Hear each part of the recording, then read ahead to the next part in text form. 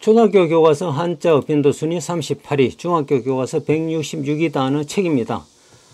초등학교 교과서에는 책과 관련된 단어 한 30개가 나오겠는데 그 가운데서 17개 정도 같이 한번 살펴보겠습니다.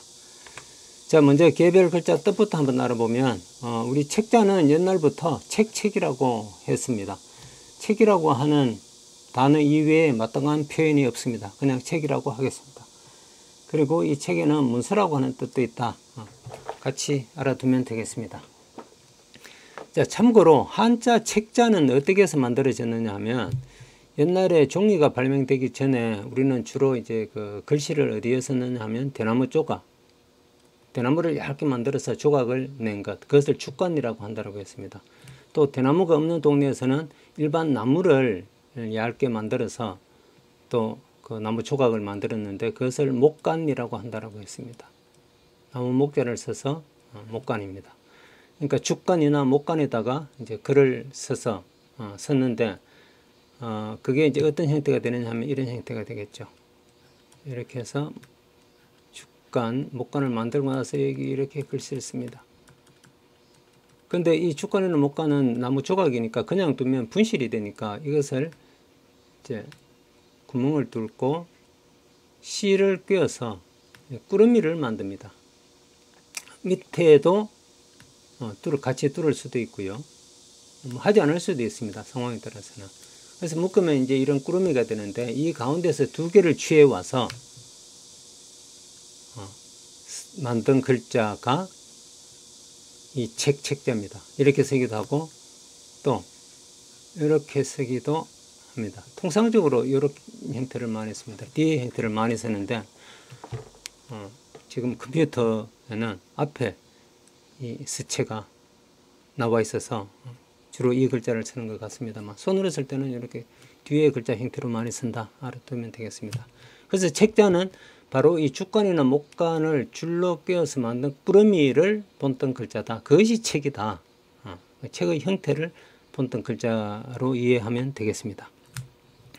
자, 그러면 이 책이라고 하는 단어의 뜻을 한번 풀이를 해보면 이 책이라고 하는 것은 글이나 그림을 쓰고 그린 종이를 묶어서 만든 뭉치, 꾸러미다. 뭐 이렇게 이해를 할 수 있겠습니다.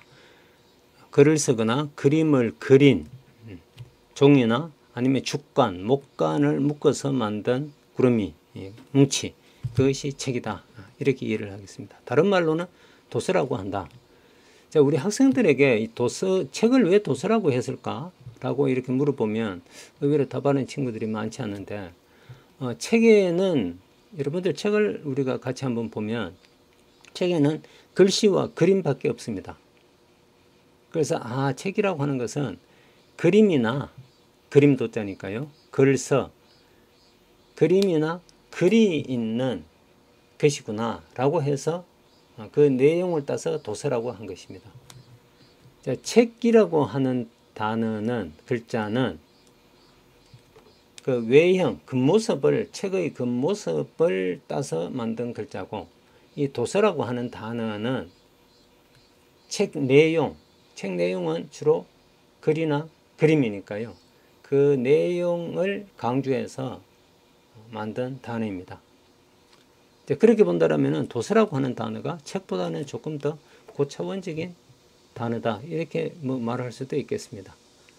도서라고 하는 단어 우리가 굉장히 많이 쓰죠. 대표적인 게 도서관이 있습니다. 많은 책을 많이 둔 커다란 집을 도서관이라고 하고 그 다음 우량도서, 참고도서 할 때도 다 도서를 씁니다. 도서라고 하는 단어 글과 그림으로 이루어진 종이로 만든 물건 그렇게 이해를 하면 되겠습니다. 자, 표준국어 대사전 풀이 한번 보겠습니다. 두 가지로 풀이를 하고 있는데요. 먼저 종이를 여러 장 묶어서 메어 놓은 물건, 우리가 지금 종이를 묶어서 만든 뭉치라고 하는 뜻하고 같은 것 같습니다.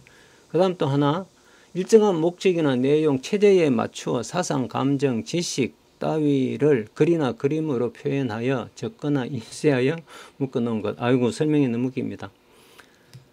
자, 어떤 내용을 글이나 그림으로 표현해서 인쇄하여 묶어놓은 것, 이렇게 줄여서 표현을 하겠습니다. 그것이 책이다. 자, 그리고 표준국어 대사전에는 이 책과 비슷한 단어, 비슷한 뜻을 갖는 단어로 굉장히 많은 단어를 제시하고 있는데, 우리 친구들이 다 이걸 뭐 기억할 필요는 없고, 그 가운데서 제가 줄친 부분 정도는 책의 동의어로 책과 같은 뜻을 갖는 단어로 이런 것들이 있다 하는 정도 알아두면 좋겠습니다. 그래서 밑줄을 쳤습니다. 먼저 도서, 방금 설명을 했습니다. 그 다음에 서적. 서적은 글 서자에 적자는 문서적자입니다. 옛날에 문서는 다 대나무 죽간에다 해서 대나무 죽이 있습니다. 이걸 먼저 해야 되네요. 이렇게. 예, 문서적. 문서가 쌓이면 또 책이 되는 거죠. 그래서 이 적은 옛날 호적, 본적 할 때 이 적자를 쓰는데, 서적이라고 할 때는 책이라고 하는 뜻도 갖는다. 같이 알아두면 되겠습니다. 서적. 책의 동의어입니다. 책과 같은 뜻을 갖는 단어입니다. 그리고 서책. 글서자에 책자를 썼습니다. 그리고 전적. 전적. 자, 적자는 이 글자를 쓰고요. 전자는 이게 우리가 사전이라고 할 때 이 전자를 쓰는데요. 원래는 이 전자가 법이라고 하는 뜻입니다. 법전입니다. 법. 이제 책 중에서 좀 모범이 될 만한, 법이 될 만한 책을 전이라고 합니다. 그래서 이 전자가 들어가는 것은 굉장히 표준적이고 본보기가 되는 그런 책들이다. 예를 들면 불경을 담은 책을 불경이라고도 하지만 불전이라고도 하고요. 또 법을 담은 책을 법전이라고 하죠. 우리가 사전이라고 할 때도 이 전자를 씁니다. 다 본보기가 될 만한 책을 전이라고 한다.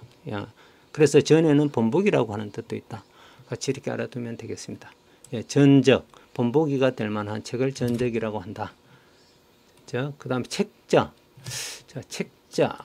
이 책자고요. 뒤에 아들자자를 썼는데 왜 아들자자가 왜 들어갔을까? 이렇게 궁금해할 수 있을 것 같습니다. 뒤에 가서 설명을 하겠습니다. 조금 설명이 길어질 수 있으니까요. 예, 이 정도 한 5개 정도는 책과 같은 뜻을 갖는 표현이 다른 단어다. 이렇게 알아두면 되겠습니다. 자, 확장단어 한번 보겠습니다. 끝에 책자가 들어간 확장단어부터 보면 공책이 있습니다. 책은 뭐 책이니까요. 공은 비어 있을 공입니다. 빈 책, 그러니까 내용이 텅 비어 있는 책을 공책이라고 합니다. 우리 이제 거기다가 공부하는 내용을 쓰는 거죠. 그래서 공책은 비어 있는 책 혹은 비어 있는 종이 묶음, 이렇게 이해를 할 수 있겠습니다. 그리고 초등학교 교과서에는 이 공책을 포함해서 끝에 책자가 들어가는 단어가 한 15개 정도 있습니다. 수학책, 만화책, 동화책, 익힘책, 이야기책 등등, 과학책.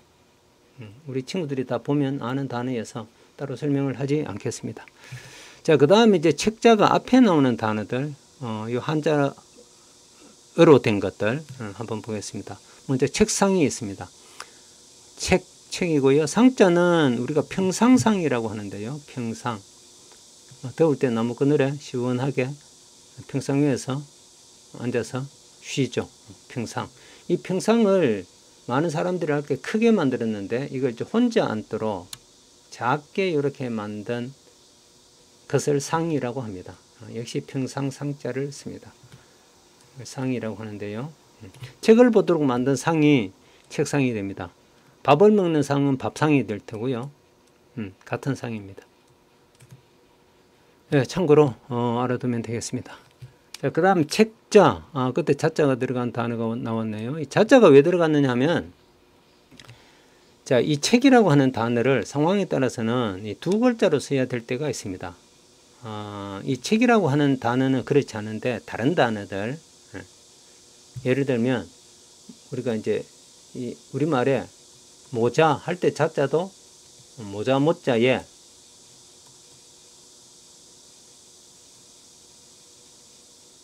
모자 모자에 아들 자자를 씁니다. 이 모자 하는데 아들 자자가 왜 들어갔을까라고 이제 의아해 할 수 있는데, 모자, 사자, 전자제품 할 때 전자, 자, 이런 자자가 다 들어갔는데요.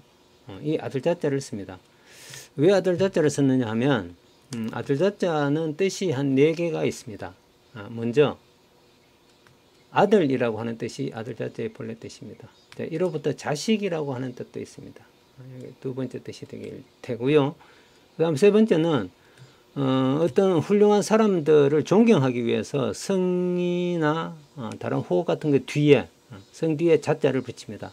대표적인 인물이 공자, 맹자, 노자, 한비자, 손자 할 때 자자 들어가는 사람들, 이 사람들은 학문적으로 일가견을 이룬 사람들입니다. 그래서 그런 사람을 높여서 끝에 자자를 붙이는데 존칭의 의미를 갖습니다. 그래서 자자는 사람 성 뒤에 붙어서 존대의 뜻을 나타내는 의미도 있다. 이렇게 알아두면 될 테고요. 그 다음 네 번째는 이제 일반적인 명사 뒤에 아무런 뜻 없이 그냥 덧붙어 있는 글자로 사용되기도 합니다. 이때 자자를 전미어라고 합니다. 전미어. 아무런 뜻이 없는 글자다. 뜻이 없이 왜 자자가 붙었을까요? 이 설명은 또 좀 깁니다. 나중에 이 자자 들어가는 단어가 표제 단어로 나올 때 그때 좀 장황하게 설명을 하겠습니다. 자세하게 설명을 하겠습니다. 자, 우선은 책자의 자자는 뜻이 없는 전미어다. 그리고 책이라고 하는 이 한 글자 단어를 두 글자 단어로 만들 때 이렇게 명사 뒤에 자자를 붙일 수가 있다. 이렇게 알아두면 되겠습니다. 그 다음 책장. 장자는 장농이라고 하는 뜻입니다. 그래서 책을 넣어두는 장농을 책장이라고 합니다. 책을 넣어두는 장. 다른 말로 서가라고 할 수도 있겠는데요. 개념이 약간 다를 것 같습니다. 이때 가자는 뒤에 또 나오는데 실은 가자를 씁니다. 실은 가는 덜과 밑에 나무목을 쓰는데 우리가 요즘 말하는 방에 두는 책장들이 있죠. 이런 것들을 실흥이라고 옛날에 했습니다. 위에다가 물건을 넣어두는 기구. 서가라고도 하고 책장이라고도 한다. 같은 개념, 비슷한 개념을 갖는 단어로 알아두면 되겠습니다. 그 다음 책방, 책을 넣어두는 방, 책을 쌓아두는 방이 되겠네요. 방방자니까요. 책을 쌓아두는 방. 책을 팔기도 하고 사기도 하는 가게다라고 하는 뜻도 있겠습니다. 다른 말로는 서점이라고 한다. 점자가 가게 점자입니다. 서점, 책을 파는 가게가 서점입니다. 책방도 마찬가지 뜻을 갖습니다. 그 다음 책거리라고 하는 굉장히 재미있는 단어가 나왔습니다. 자, 이 책거리. 자, 이 책거리가 무슨 뜻이냐면 한자로 이렇게 좀 복잡한 글자를 썼네요. 우리가 거리가 있다, 떨어져 있다라고 할 때 그 뜻을 갖는 거리를 썼습니다. 책 뒤에 거리. 자, 글자 그대로 해석을 하면 책과 거리를 둔다. 거리는 떨어질 리니까 책과 떨어져서 이별한다라고 하는 그런 뜻이 되겠습니다. 이게 무슨 말이냐면 옛날에 이제 서당에서 학동들이 공부를 다 해서 책을 한 권 떼면 그동안 책 한 권 뗄 때까지 그 선생님, 당신은 훈장님이죠. 훈장님이 굉장히 수고를 많이 하셨잖아요. 그래서 그분에게 고맙습니다라고 하는 의미로 대접을 합니다. 그리고 또 내가 책을 한 권 떼었으니까 제 개인적으로도 굉장히 기쁘죠.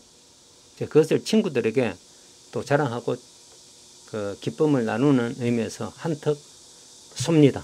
요즘 말로 이제 한턱 쏜다라고 하는데 한턱 내던 일을 그것을 책거리라고 합니다. 그래서 옛날에 책을 한 권 다 떼고 나서 선생님과 친구들에게 한턱 내던 일을 책거리라고 합니다. 책을 한 권 뗀다라고 하는 것은 대단한 일입니다. 우선 그동안 인내심을 가지고 공부를 했다라고 하는 의미도 있고 또 그만큼 인내하고 일을 했으니까 이제 지식이 많이 쌓이기도 했고 많이 성장한 그런 의미도 있죠. 그래서 이런 일들은 꼭 기념을 하면 좋겠다. 요즘 우리 친구들은 책거리 잘 안 하는 것 같은데 저는 책거리를 꼭 좀 하면 좋겠습니다. 학교에서 배우는 공부든 아니면 혼자 하던 공부든 아니면 학원 같은 데서 공부든 아니면 친구들하고 같이 모여서 하던 공부든 책을 한 권 떼고 나면 반드시 책거리를 하면 좋겠습니다. 책을 한 권 뗀다라고 하는 것은 대단히 기념할 만한 일입니다.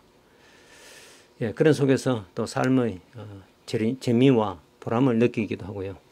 책거리 그렇게 알아두면 좋겠습니다. 이 책거리라는 말은 다른 말로 책시시, 이제 책을 씻어낸다, 책예, 책에 대해서 이제 예를 갖추어서 책과 이별한다라고 하는 그런 의미에서 책예라고도 했습니다. 함께 알아두면 되겠습니다. 그 다음에 책거리라고 하는 말이 들어가는 또 다른 단어가 있는데 그것도 같이 한번 보겠습니다.